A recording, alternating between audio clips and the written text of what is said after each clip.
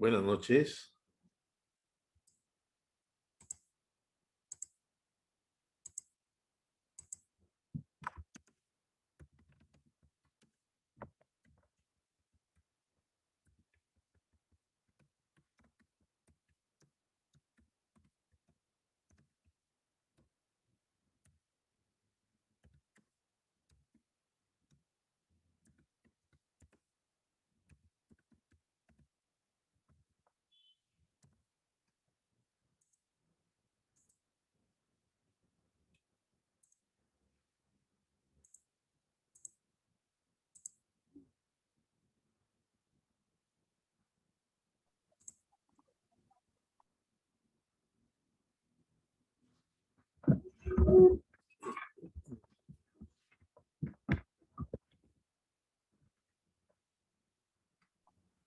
Buenas noches, profesor. ¿Qué tal, Roberto? ¿Cómo estás?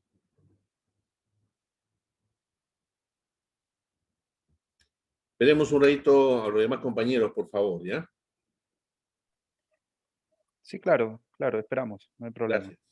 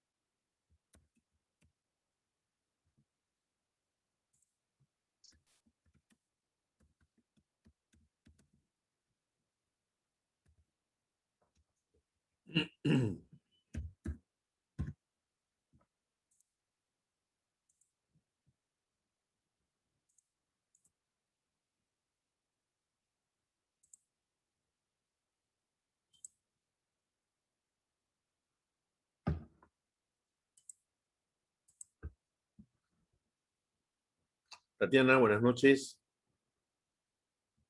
Buenas noches, profesor. ¿Qué tal? ¿Cómo estás, Tatiana?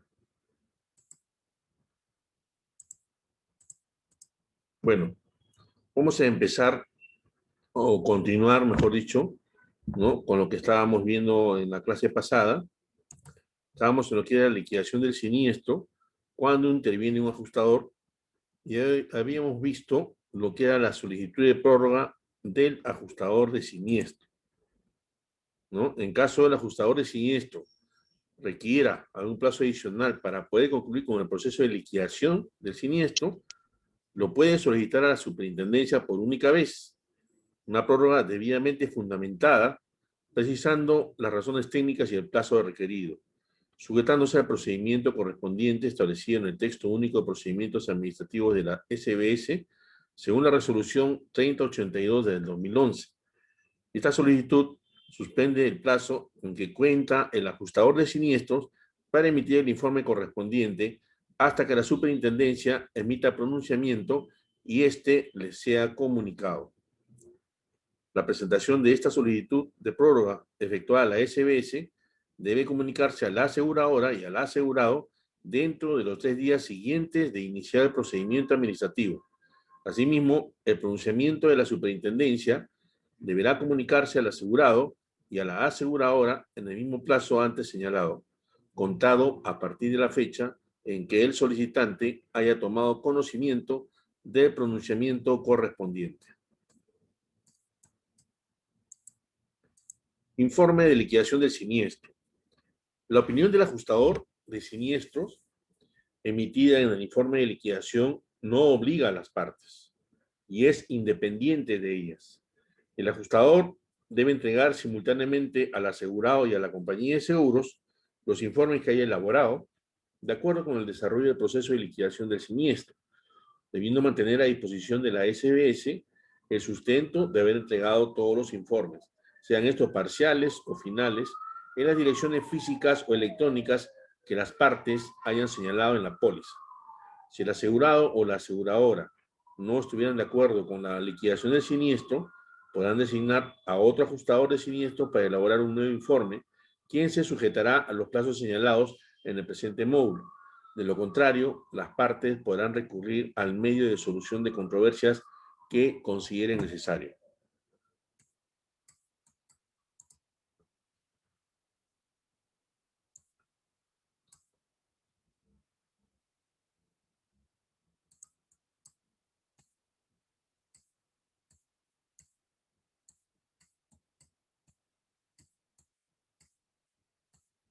Ahora vamos a ver la liquidación del siniestro cuando no interviene un ajustador.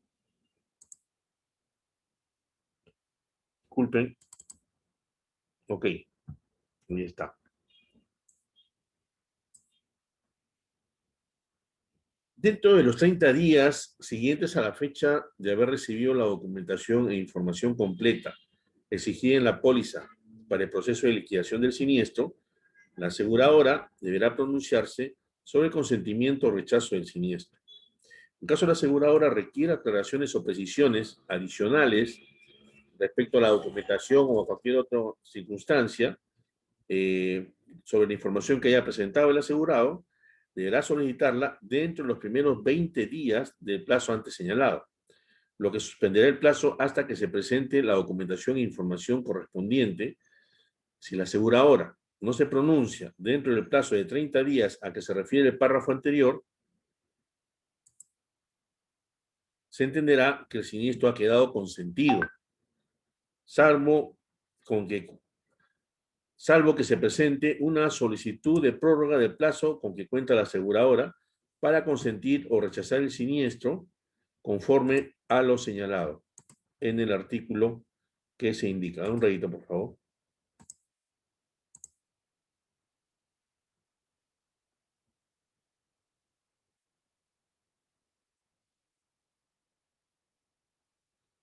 Me dice un compañero que no puede ingresar. A ver.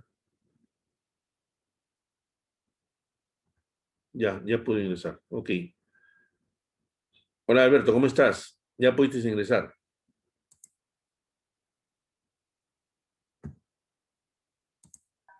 Sí, Julio, muchas gracias. Disculpa. Está. Buenas noches. No te preocupes.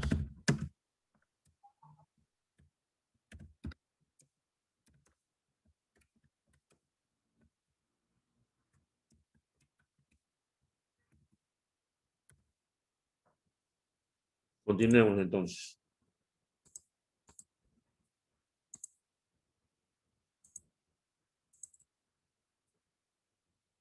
Estábamos hablando de la liquidación de siniestro cuando no interviene un ajustador, ¿no? Dentro de los 30 días siguientes a la fecha de haber recibido la documentación e información completa exigida en la póliza para la liquidación del siniestro, la aseguradora deberá pronunciarse sobre el consentimiento o rechazo del mismo. Si en caso la aseguradora pidiera o solicitara aclaraciones o precisiones adicionales respecto de la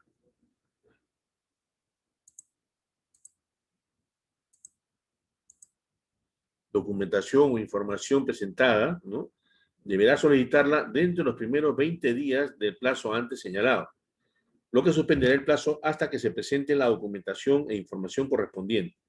Si la aseguradora no se pronuncia dentro del plazo de 30 días a que se refiere el párrafo anterior, se entenderá que el siniestro ha quedado consentido, salvo que se presente una solicitud de prórroga del plazo con que cuenta la aseguradora para consentir o rechazar el siniestro conforme a lo señalado en el artículo siguiente.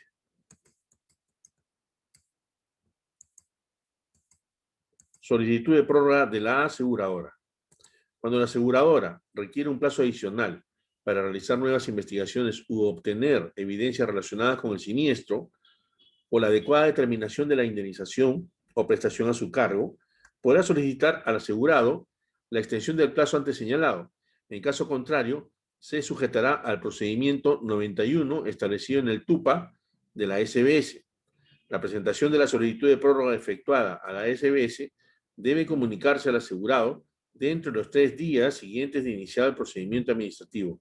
Asimismo, el pronunciamiento de la superintendencia deberá comunicarse al asegurado en el mismo plazo antes señalado, contado a partir de la fecha en que el solicitante haya tomado conocimiento del pronunciamiento correspondiente.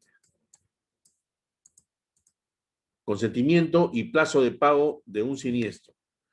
Teniendo como premisa que para pagar un siniestro las compañías deben conocer el monto reclamado, la norma vigente precisa que la aseguradora cuenta con un plazo de 30 días desde que el siniestro queda consentido. Caso contrario, la aseguradora deberá pagar al asegurado o al beneficiario un interés moratorio anual equivalente a 1.5 veces la tasa promedio para las operaciones activas en el Perú, de acuerdo con la moneda pactada en el contrato de seguro, por todo el tiempo de la mora. El contratante del seguro, aun cuando esté en posesión de la póliza, no puede cobrar la indemnización o prestación correspondiente, sin expreso consentimiento del asegurado, salvo que la póliza esté endosada a su favor. Un siniestro es consentido cuando la compañía de seguros aprueba el convenio de ajuste firmado por el asegurado en un plazo de no mayor de 10 días de suscrito. Cuando no exista convenio de ajuste, el siniestro queda consentido cuando la compañía de seguros no se haya pronunciado sobre el monto reclamado en un plazo que no exceda de 30 días, salvo que solicite prórroga para hacerlo. Rechazo de siniestros. El rechazo de un siniestro debe ser fundamentado por la aseguradora, sea que haya actuado con o sin un ajustador, debiendo contar con el respectivo sustento en el expediente del siniestro. Los expedientes de siniestro deben contar con los informes técnicos que se hubieran emitido, los informes de los ajustadores de siniestros, de ser el caso, y demás documentos que sustenten la decisión adoptada por la aseguradora. Dichos expedientes deben encontrarse a disposición de la superintendencia cuando ésta lo requiera. La aseguradora debe informar detalladamente, mediante comunicación cursada al asegurado o al beneficiario, según corresponda, a través de los mecanismos y en las direcciones pactadas en la póliza, los motivos que sustentan el rechazo del siniestro, adjuntando copia de los documentos tomados en cuenta para fundamentar su decisión, debidamente suscrita por el responsable del área encargada de evaluar los siniestros.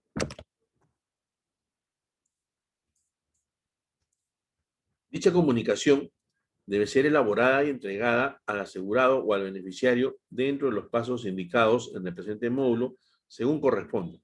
La acreditación de la entrega de la información a que se refiere este ítem debe ser conservada por las aseguradoras en los expedientes de siniestros correspondientes.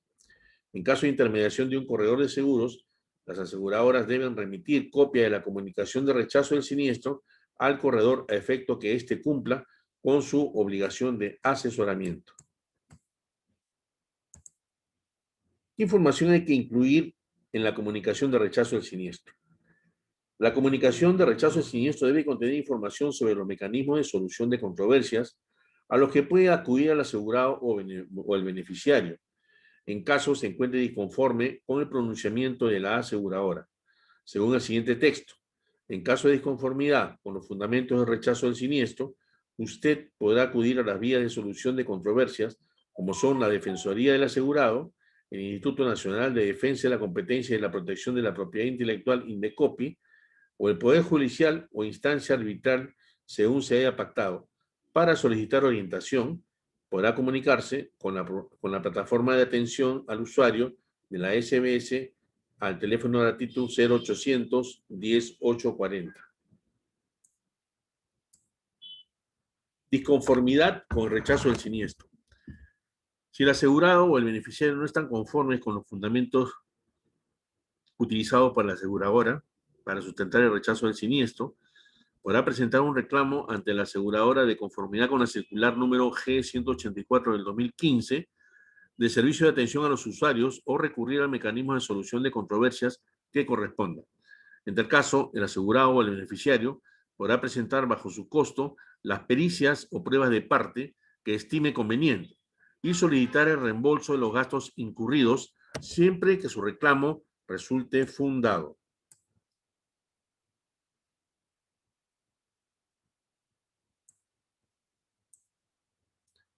Mecanismo de solución de controversias. El contratante, el asegurado y o el beneficiario pueden pactar con la aseguradora el sometimiento de las controversias derivadas del contrato de seguro al arbitraje u otro mecanismo de solución de controversias, conforme a lo que tiene que estar dispuesto en la póliza, cuando los daños o pérdidas reclamadas a la aseguradora como consecuencia de un siniestro sean iguales o superiores a 20 unidades impositivas tributarias. Intervención del corredor de seguros. Se recomienda que el corredor de seguros efectúe todas las acciones, ¿no?, en caso de reclamo del asegurado, son las siguientes. Coordinar con su cliente el aviso del siniestro a la aseguradora en los plazos de ley y según corresponda. Aconsejar al asegurado sobre el nombramiento del ajustador más conveniente. Asesorar como si el bien no estuviera asegurado respecto a los bienes siniestrados, a fin de intentar la reducción del reclamo conservando los bienes dañados y no haciendo uso de los mismos. Participar en las visitas del ajustador. Verificar que el asegurado cumpla con alcanzar al ajustador toda la documentación e información solicitada por éste. Hacer seguimiento al proceso de liquidación y o pago del siniestro. Elaborar un nuevo plan de acción para prevenir hechos similares y nuevas garantías al contrato. Para ello, puede valerse de la experiencia del ajustador nombrado. Es cierto, ¿no? Después de un siniestro que haya ocurrido algún cliente nuestro, se sacan siempre conclusiones, ¿no? Porque el siniestro se presenta o por falta de una debida diligencia o por una acción fortuita, ¿no?, que haya podido ocasionar el evento, ¿no?, el evento dañoso. Entonces, si sabemos más o menos, si tenemos mapeado cómo es que ha podido ocurrir este evento, podemos elaborar nosotros un plan de contingencia con el fin de poder evitar a futuro que se vuelva a presentar un caso similar, ya sea que estemos hablando de un tema de incendio, ya sea que estemos hablando de un tema de robo, ¿no?, que son los que mayormente se presentan en estas circunstancias. También en los demás seguros pueden haber cierto tipo de planes de acción que se pueden elaborar, ¿no? Inclusive, a veces las compañías de seguros, una vez que observan y atienden un siniestro, proceden a colocar cierto tipo de garantías al cliente sobre el bien para que esa agravación de riesgo que ha detectado la compañía, ¿no?, se vaya solucionando con estas garantías que son impuestas al asegurado y las tiene que que poner de manera efectiva. Si volviera a ocurrir un siniestro y está afectando una garantía que no se colocó, ¿no? Pese a que la compañía de seguros lo solicitó, entonces debemos saber, caballeros, que ese siniestro no va a tener cobertura, ¿no? Porque toda garantía que pide la compañía de seguros se tiene que cumplir, se tiene que aplicar, se tiene que colocar, tiene que estar funcionando de manera efectiva, ¿no? No es que te dicen, ok, tienes que poner alarma y pones una alarma, pero no te cercioras si la alarma está funcionando, está en perfectas condiciones. De repente resulta que al momento del robo no había de repente una buena conexión y la alarma estaba desactivada. Entonces son cosas que se tienen que tener muy presente. Al menos en la labor del asesor del corredor de seguros, tienes que estarte fijando prácticamente en todo, ¿no? Tú eres quien le cuida las espaldas al asegurado. Ok.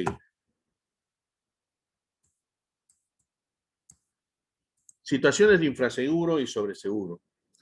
Estos temas ya lo hemos visto, ¿no? Ya sabemos que sobreseguro o supraseguro es cuando la suma asegurada es superior al valor real del bien asegurado, ¿no? Obviamente las compañías de seguros y la póliza no está diseñada para lucrar ni para obtener ganancia, ni ningún tipo de beneficio adicional. La póliza, ¿no? Y el seguro es para no perder, ¿ya? Es para dejar o tratar de dejar en la misma situación que se encontraba hasta antes o un momento antes de la ocurrencia del siniestro al asegurado. O sea, es la palabra indemnización deviene de la palabra indemne, ¿no? Dejarlo como que si no hubiera pasado nada. Y en lo que respecta a infraseguro, sabemos pues que la suma asegurada sería inferior al valor del interés asegurado y en ese caso, lamentablemente, la compañía de seguros podría aplicar la regla proporcional y si dejaste de asegurar, ¿no? Sin un 50%, en esa misma proporción te estaría indemnizando la compañía de seguros, ¿ya? Por eso es muy importante que siempre las sumas aseguradas guarden relación con los valores reales del bien, ¿ok? Eso lo vamos a avanzar porque sabemos sobremanera en los ejemplos inclusive.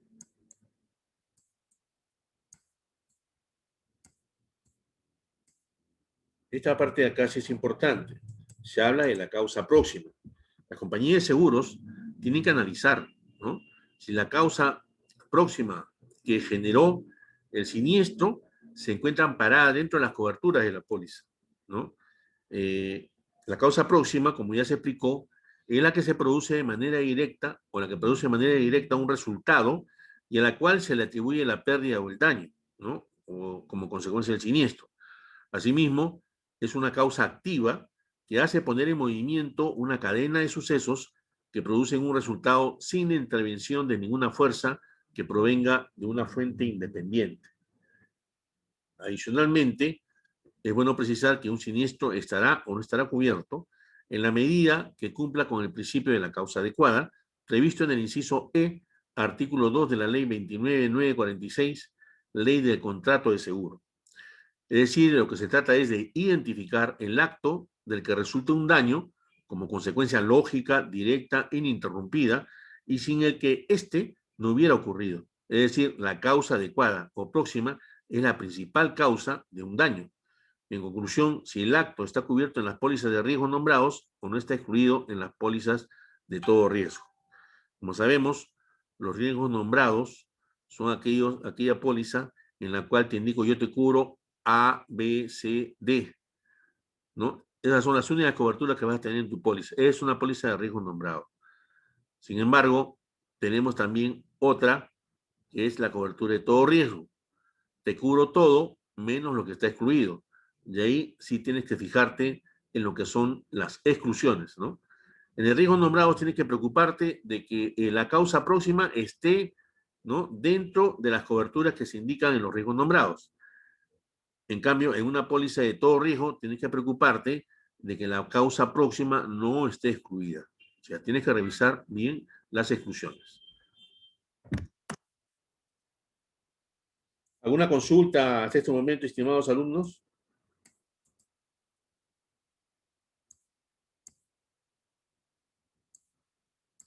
¿Todo bien? Una Roberto. consulta, Sí, una Roberto. consulta. Los honorarios de los ajustadores son son remunerados por parte de la empresa aseguradora, ¿no? Sí, claro. Igual que la comisión de los corredores de seguros, lo pagan la compañía de seguros. En ningún caso, ni la acción ni la intervención de un ajustador o de un corredor significa algún tipo de gasto para el asegurado, ¿no? Porque todos esos honorarios y comisiones los paga la compañía de seguros y no encarece el producto, o sea, no encarece la póliza, ¿ya? Conforme, gracias. Ok. Tenemos unos ejemplos ahí de la causa próxima. Aquí hablan, por ejemplo, dice, si Juan daña a Pedro, ¿no? Es predecible que se llame a una ambulancia, que los paramédicos carguen y se lleven a Pedro y lo trasladen al hospital, ¿no? O sea, ahí sabemos quién causó el daño, Juan a Pedro. Es así, lineal, ¿no? Está así. Y lo trasladan al hospital, sigue el tema lineal, no hay ninguna interrupción. Este ciclo de intervención continúa en el centro, o sea, en el centro médico o en el hospital. Ninguna actividad que afecta a Pedro emergería, salvo por la negligencia original.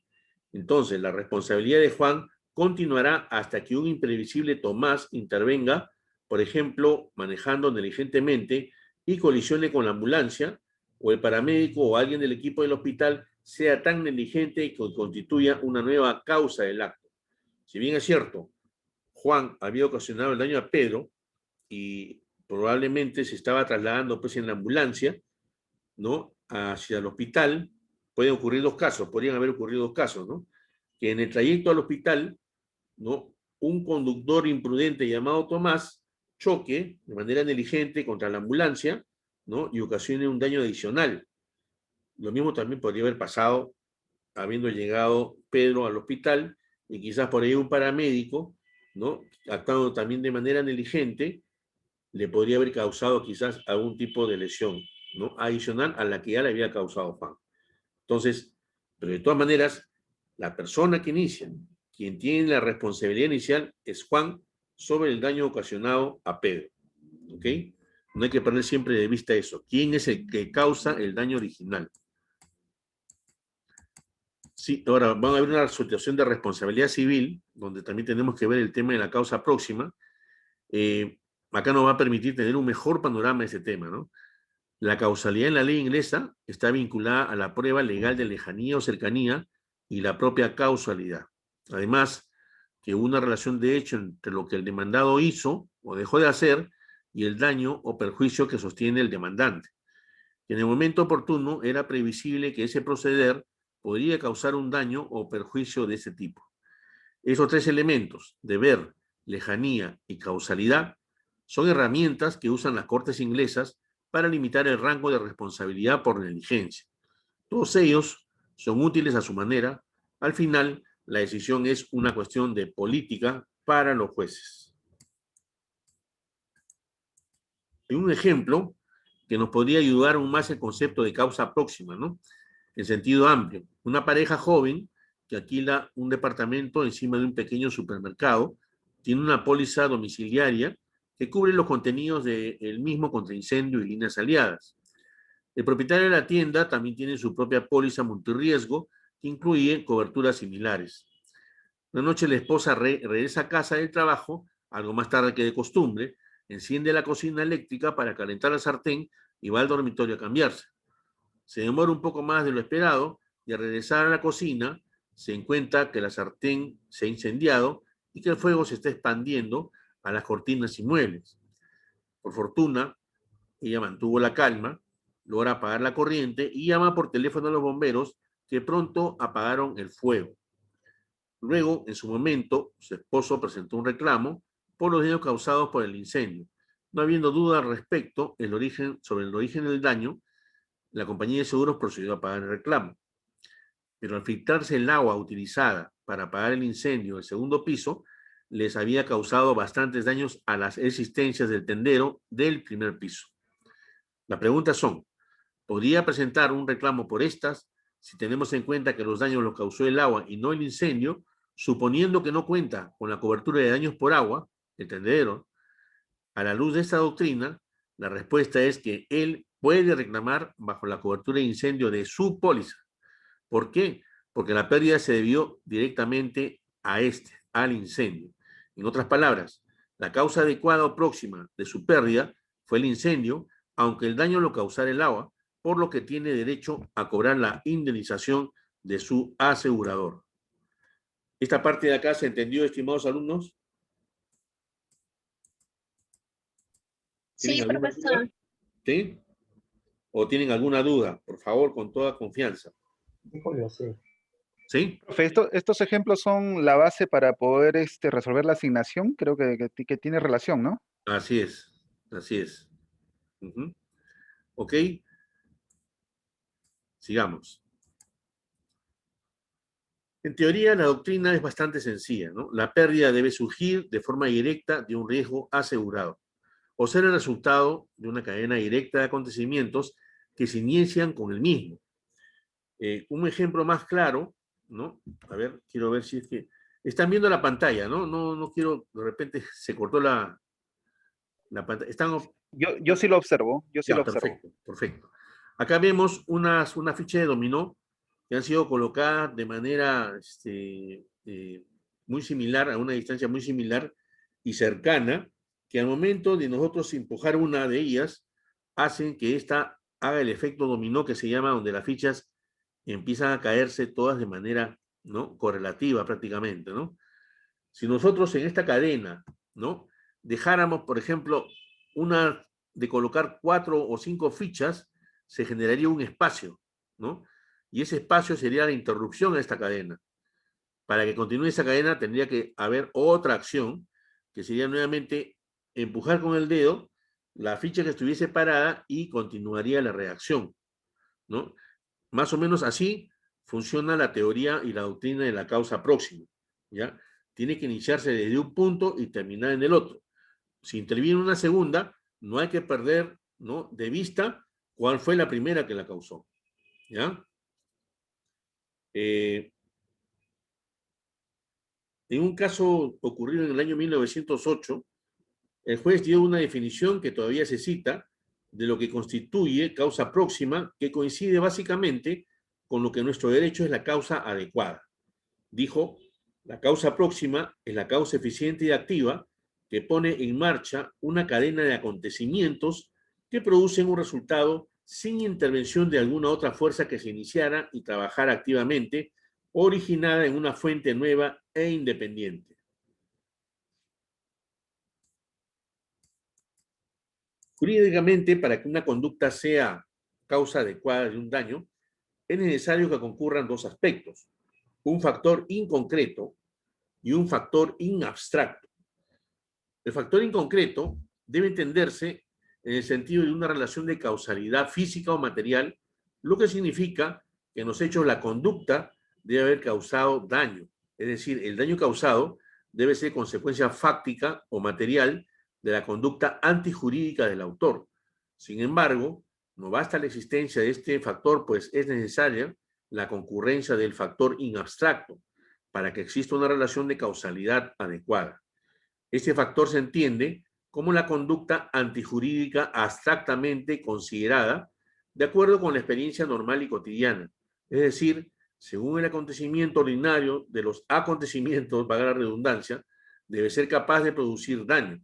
Si la respuesta es negativa, no existirá una relación causal, aun cuando se hubiere cumplido con el factor inconcreto. En consecuencia, es necesaria la concurrencia de los dos factores para que se configure una relación de causalidad adecuada. En un caso de nuestra jurisprudencia se dijo, nuestro ordenamiento jurídico en materia procesal ha establecido tres presupuestos, ¿no?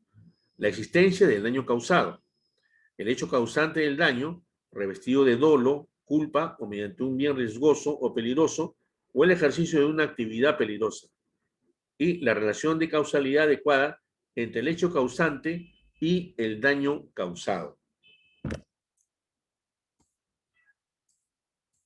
La causalidad adecuada en el Perú. En el Perú ha sido recogido por el artículo 1985 del Código Civil del año 1984 en la sección de responsabilidad civil extracontractual. Para que una conducta sea causa adecuada de un daño, es necesario que concurran dos aspectos. Bueno, eso ya lo hemos leído, disculpen. Prosigamos con otro. Principios jurídicos del seguro. El propio Urquizo, que es un entendido, es un famoso estudioso de los seguros a nivel latinoamericano, cita un caso de nuestra jurisprudencia que dice como sigue. Nuestro ordenamiento jurídico en materia procesal ha establecido 3 presupuestos. También ya lo hemos visto. ¿Qué pasa? A ver, se ha repetido acá las láminas. Un ratito, por favor. Ok. Vamos a ver el ejemplo de siniestros bajo lo que es responsabilidad civil. Otro ejemplo, ¿ya?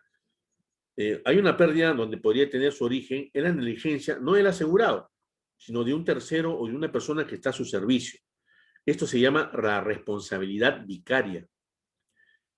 O de una persona, ¿no?, que es una responsabilidad legal indirecta, por ejemplo, la responsabilidad de los subordinados o de los padres por los actos de los hijos menores de edad que viven bajo su custodia. Hay responsabilidad vicaria también cuando, por ejemplo, si yo dejo a mi hijo que maneje el carro, ¿no?, y él no tiene licencia de conducir, yo le autorizo a que maneje, ¿no?, y él manejando ocasiona algún tipo de daño o lesión. Yo tengo la responsabilidad vicaria, ¿ya? De repente, si salimos a pasear al parque con nuestro perrito y hay otro vecino que tiene pues esos perros que son de pelea, que llamados pitbull, ¿no?, de raza pitbull, y no lo saca con el debido protocolo que debe tener, porque son animales de ataque, ¿no? Son animales de raza que por raza atacan. Entonces, podría ocasionar o un daño a los animales que están ahí también paseándose en el parque, o también a las personas, ¿no? Inclusive hay una ley que sacó la municipalidad referente al tema de perros, ¿no? Los perros también tienen que tener una póliza por la responsabilidad civil, por las lesiones o daños que estos pudieran ocasionar a otras personas o a otros perros también, ¿ok? Por ejemplo, otro ejemplo también podría ser un electricista, al estar haciendo una reparación, podría producir un cortocircuito, ¿no? Y probablemente un incendio. Y el propietario del inmueble recabaría bajo su propia póliza, domiciliaria o de incendio. Y los aseguradores tendrían que indemnizarlo. Como es sabido legalmente, el propietario tiene el derecho a demandar al electricista por negligencia y cobrarle. Pero a partir del nombrado principio de indemnización no puede cobrar 2 veces por el mismo daño, y si la aseguradora le ha indemnizado la pérdida, ésta lo subroga en sus derechos y asume el derecho de cobrarle al negligente, en este caso al electricista. Esta parte de la subrogación sí se ha entendido, estimados alumnos, ¿no? Se ha entendido lo que es la subrogación, ¿no?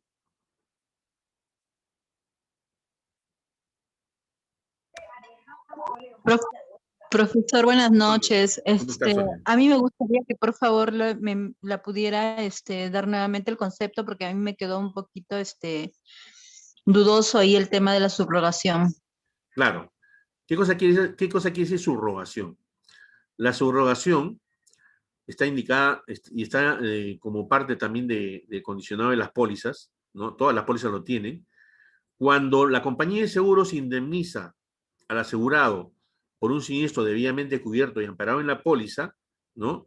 El daño que se hubiera ocasionado al bien o a la persona deriva de un acto negligente de otra tercera persona. Podría ser el caso. Si fuera así, entonces hay una acción que tú puedes repetir contra el causante del daño, ¿no? Pero tú como asegurado ya fuiste indemnizado por la compañía de seguros. Entonces la compañía de seguros se pone en el zapato del asegurado y bajo esta cláusula de subrogación, ¿no?, reemplaza al asegurado en sus derechos, eso se llama subrogar, y repite contra el tercero causante. ¿Se entendió, Sonia? Es como que si al asegurado, la aseguradora se encarga de indemnizarle, pero luego va a reclamarle a la persona que causó el daño directamente. ¿Así? Claro, claro. Eso lo podría hacer, por ejemplo, si yo salgo a la calle, ¿no?, y choco con mi carro a otro vehículo, yo tengo que reparar ese daño, ¿no es cierto? Entonces, yo soy el causante. Al tercero a quien yo choqué, su compañía de seguros lo atiende. ¿no? La atiende y le cobra su deducible y todo lo demás. Pero esa compañía, por la cláusula de subrogación, lo que ese tercero me hubiese tenido que reclamar a mí, se lo transfiere mediante esa cláusula a la compañía de seguros para que ellos me reclamen a mí, ¿no? Y van a tratar de sacarme todo lo que ellos han gastado en la reparación de su asegurado. Ok, profesor, me queda mucho más claro porque yo tuve un caso en el que en el área de siniestros, en SOAT, hubo un accidente y ninguno de los dos tenía SOAT, pero el tercero, ¿no? Dio el SOAT para la atención. Entiendo, por ejemplo, en ese caso, la persona que accidentó, que no tenía SOAT, pero que en el momento la aseguradora del otro cubrió, luego podían ir contra él para poder demandar los gastos ocasionados, algo así, ¿no? No. Eso no es subrogación. A ver, el seguro SOAT es un seguro de ley. Son los primeros seguros que tienen que, o sea, y están obligados todos aquellos que manejan un vehículo, tienen que tener su seguro SOAT, ¿no? ¿Con qué fin? Con fin, es un seguro que tiene un fin social, ¿no? Evitar que hayan muchas muertes y personas lesionadas que no había quien nos pudiera atender. Entonces se creó el SOAT. Pero, por ejemplo, si tú tienes en el tema de un siniestro donde hay la subrogación, ¿ya? Yo me refiero a cuando tú estás manejando un carro, un seguro, tú no tienes tu seguro vehicular. Por ejemplo, yo no tengo mi seguro vehicular. Salgo a manejar mi carro y lamentablemente choco a otro. El carro a quien choco tiene su seguro vehicular. No estamos hablando de SOAT, seguro vehicular. Y mediante ese seguro vehicular, su compañía lo atiende a él. Acá, si hubiera tenido mi seguro, se hubiera aplicado, hay un convenio que se llama de golpe por golpe, que se aplica entre compañías de seguros, y si hubiera reconocido que choqué al otro carro, la compañía del tercero a quien yo choqué lo atendía sin cobrarle deducible y en mi compañía me tenía que atender, pero cobrándome el deducible, ¿ya? Y ahí quedaba todo. Pero como yo no tenía seguro y choqué a un tercero que sí estaba asegurado, su compañía del tercero lo atiende a él, ¿ya? Lo atiende honrando la póliza, dándole la contraprestación de la póliza. Una vez que lo atiende, ¿no? Él sabe que había un tercero que ha ocasionado ese daño y le dice, por si acaso el tercero que me chocó es fulano de tal, y le da esa información a la compañía de seguros. La compañía de seguros, en la póliza vehicular, tiene una cláusula que se llama cláusula de subrogación. Entonces, esa cláusula le permite a la compañía de seguros sustituir en sus derechos al asegurado al repetir contra el tercero responsable, en este caso contra mi persona. Esa es la subrogación. Ok, profesor, ahora me queda muchísimo más claro. Gracias. Ok. Profesor, yo lo entendí la primera vez cuando nos explicó y me quedé con esa idea de que, por ejemplo, en la mayoría de seguros, excepto el de vida, no se puede cobrar 2 veces por el mismo siniestro. Claro. Y por lo tanto, si el que ocasionaba el siniestro puede pagarlo y si ya te pagó la póliza, ya te pagó la aseguradora, hay un principio de subrogación que no podemos cobrarlo, sino que ya la aseguradora, si nos indemnizó, subroga y ya lo ve directamente con el causante. Claro. Así yo lo entendí. Es correcto, o sea, vuelvo a repetir, el seguro no es para lucrar, ¿no? No es para ganar, el seguro es para no perder, ¿ya? Y tampoco puedes cobrar 2 veces sobre algo que ya te ha indemnizado la compañía de seguros. Entonces, en virtud de esa cláusula de subrogación, si tu compañía de seguros ya te atendió a ti, te indemnizó, entonces, y tú tenías el derecho de poder reclamar a quien te causó el daño, mediante esa cláusula, tú le estás cediendo a la compañía de seguros esos derechos y la compañía de seguros se pone en tus zapatos, ¿no? Agarra tus derechos, los hace suyos y se va contra el tercero responsable. Esa es la forma llamada subrogación. Profe, en otras palabras, estaríamos en falta si uno comete el error de querer cobrar. Yo le pongo otro ejemplo, ¿no?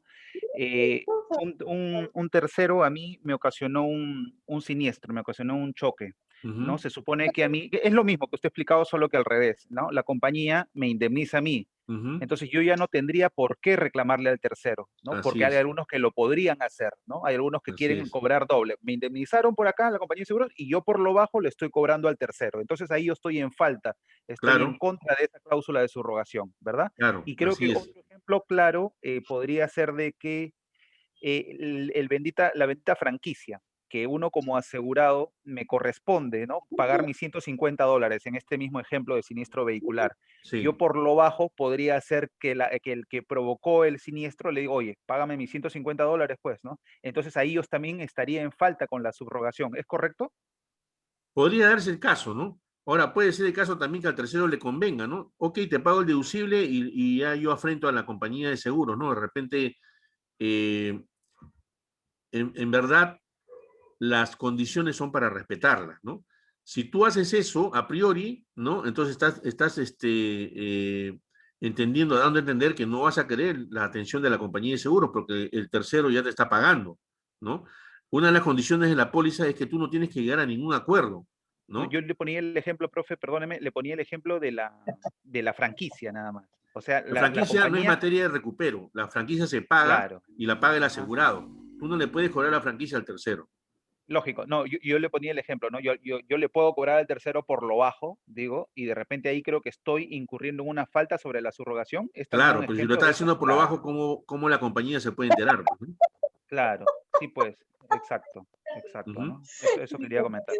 Ok, gracias, Roberto. Continuemos entonces, a ver.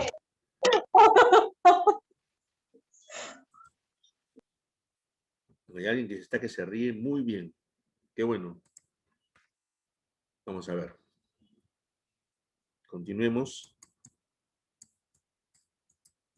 Máxima buena fe. También es otro de los principios jurídicos que están inmersos, ¿no? Acá hay un ejemplo de siniestro en donde se habla de la máxima buena fe. Se indica que no lejos del taller de un constructor de botes, un hombre tenía un almacén. Al producirse un incendio en el taller, el propietario del almacén se percató, ¿no?, que no tenía una póliza contra incendio. Cuando parecía que se había extinguido el incendio antes de que llegara a su almacén, este señor solicita una cobertura sin mencionar el incendio en el taller vecino. Por desgracia, el fuego no había sido completamente extinguido y 2 días después se volvió a encender y se extendió al almacén. No estaba preocupado porque, como ya había emitido o ya solicitado una póliza, se apersona a las oficinas de la compañía de seguros y presenta su reclamo. Sin embargo, a la compañía su proceder no le pareció muy transparente, ya que al revisar la documentación comprobaron que no había mencionado el incendio ocurrido 2 días antes. Por lo tanto, se negó a aceptar el reclamo, alegando que no se había revelado un hecho relevante. Es decir, que su decisión de otorgar el seguro habría sido diferente si se le hubiera proporcionado la información respecto al incendio anterior. Ante la denegatoria, el dueño del almacén decidió recurrir a la corte para cobrar la indemnización. Pero el juez apoyó la negativa del asegurador a pagar el siniestro, sosteniendo en la sentencia que en realidad se había incumplido la obligación de la máxima buena fe. Interesante, ¿eh? Interesante este ejemplo sobre el tema de la máxima buena fe. Continuemos con la máxima buena fe. Por sus eventuales consecuencias en la doctrina de la máxima buena fe y por lo interesante que resulta jurídicamente, vale la pena comentar el caso inglés de la Ley de Rehabilitación del Transgresor de 1974. Estas son leyes inglesas. Esta ley modificó la obligación de revelar información. Así una persona que ha sido penada, ha cumplido su condena y ha seguido por el buen camino durante el tiempo estipulado, tiene derecho a considerar la condena como extinguida. En consecuencia, puede hablar y actuar como si nunca hubiera cometido el delito, ni hubiese sido condenada. Más aún, tendrá el derecho de denunciar, quiere decir, iniciar una querella por difamación contra cualquiera que revele su prontuario. Alguien que estuviese enterado de los hechos, por ejemplo, un corredor que esté tramitando el seguro de su cliente, puede encontrarse con que tiene que mentir, verdad legal, con el respaldo de la ley. Si más adelante al investigarse un reclamo sale a luz una condena extinguida, esta no constituye causal de rechazo para un asegurador. ¿Mm? Otro punto importante. Acá se habla de la diligencia razonable, ¿no? En la Corte de los Estados Unidos, ¿no?, a diferencia de las Cortes inglesas, no imponen al asegurado el deber de revelar aspectos que pudieran haber sido obtenidos a través del ejercicio de la denominada diligencia razonable. En un caso paradigmático, el propietario de una nave no se apersonó a la oficina de correos a recoger una carta que le hubiera enterado que su embarcación había encallado, ¿no? Encallar quiere decir cuando el barco, ¿no?, llega a tierra y queda ahí encallado o en la misma arena o en unas rocas, ¿no? Puede ser el motivo del encallamiento. Y naufraga, pues ya no sigue, ya no puede seguir avanzando. Y obviamente tiene que rescatarse a la tripulación y a la mercadería. Y más adelante obtuvo una póliza de pérdida total de este mismo señor. La cobertura finalmente fue declinada por el asegurador, sosteniendo que al no acercarse a la oficina de correos, el asegurado no había procedido con la diligencia debida y, en consecuencia, cabía la nulidad del contrato. Pero la Corte no aceptó aplicar la regla británica y ordenó el pago, porque no se presentó evidencia que probara que el asegurado estuviera esperando dicha noticia o similar, ni que sospechara del encallamiento. Resumiendo, el asegurado tiene la obligación de revelar los hechos que conoce y no los que debiera conocer. Diligencia razonable. La no revelación de hechos. En otro caso similar, la Corte Suprema del Estado de Ohio en los Estados Unidos explicó por qué en una póliza de incendio se aminoran las exigencias. En este caso, el asegurado incumplió con informar al agente de seguros que poco antes el edificio a asegurarse había tenido un incendio perdón, y que sospechaba que el fuego había tenido origen incendiario, o sea que había sido provocado. La Corte sostuvo que el asegurado no estaba obligado a revelar el incendio previo. La no revelación por el asegurado de un hecho relevante constituye un problema, solo si se hizo con intenciones fraudulentas. Hay pocas circunstancias donde la prueba, excepto por, no funciona en lo que es la causa adecuada. Los principales ejemplos son causas concurrentes, cuando dos actos negligentes separados se combinan para causar un daño a un tercero. Cada actor es responsable, aun cuando el daño no hubiera ocurrido sin la negligencia del otro actor. Causas suficientes combinadas, cuando el daño resulte de dos actos negligentes separados, cualquiera de los cuales hubiera sido suficiente para causarlo. Ambos actores son responsables. En los Estados Unidos se sostiene que cuando dos partes son igualmente negligentes, pero solo una causa el daño a una tercera persona, la carga de la prueba pasa a las partes negligentes, quienes tienen que demostrar que no lo causaron. Se podría resumir que la póliza paga cuando la pérdida es el resultado directo de un riesgo contra el cual se ha asegurado y cuando no ha habido intervención de alguna nueva fuerza, que podría ser un riesgo excluido o uno que no está asegurado.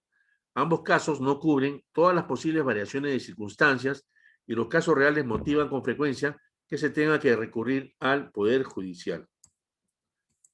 Observancia en la cláusula de garantía. La cláusula de garantía, que son las descripciones de seguridad o medidas de prevención que, como ya les comenté, ha impuesto la compañía de seguros al asegurado, deben tenerse en cuenta siempre el cumplimiento sustancial de las mismas y su eficacia efectiva, o sea, que esté funcionando, ¿no?, en su total cumplimiento. No se debe sancionar al asegurado por incumplimiento de garantías o medidas cuya observancia no hubiera evitado el siniestro. Por ejemplo, si de repente tenemos una póliza que tiene incendio y robo, ¿no?, y ocurre un incendio y le dicen pues que porque no colocó las cámaras de vigilancia, ¿no?, que es una garantía que solamente funciona para robo, pues le están observando pues el siniestro de incendio. Eso no guarda ninguna relación. Eso es lo que siempre tenemos que tomar en cuenta. Las proporciones entre las medidas de garantía y el ramo o siniestro que estamos invocando. Ok, estimados, con esto hemos concluido con lo que es la parte correspondiente a la gestión del siniestro. Si tuvieran alguna consulta que hacerme al respecto, por favor, les agradecería.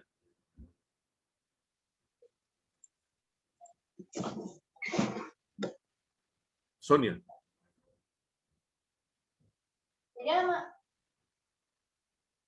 ¿Todo bien?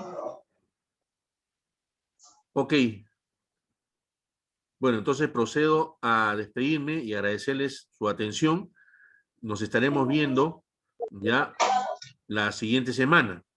¿Ok? En esta semana no habrá hora adicional porque no es necesario. Estudien, por favor, los recursos. Igual quedo a su disposición para cualquier consulta que ustedes estimen conveniente. Ya les expliqué en la primera clase cómo es la resolución de cada tarea. Igual, si tuvieran alguna duda o les surgiera alguna duda adicional, pueden acudir conmigo. Si tuvieran algún problema también, por favor, llámenme, pásenme un mensaje, envíenme un WhatsApp. Yo estoy para atenderlos a ustedes, estimados alumnos. Cuídense mucho. Gracias por su atención. Gracias, buenas noches. Buenas Gracias, noches. profesor. Buenas noches con todos. Gracias, Julio. Buenas noches. Gracias. Chao, Alberto. Cuídate mucho. Buenas noches, profesor. Buenas Gracias. noches, Sonia. Cuídate mucho.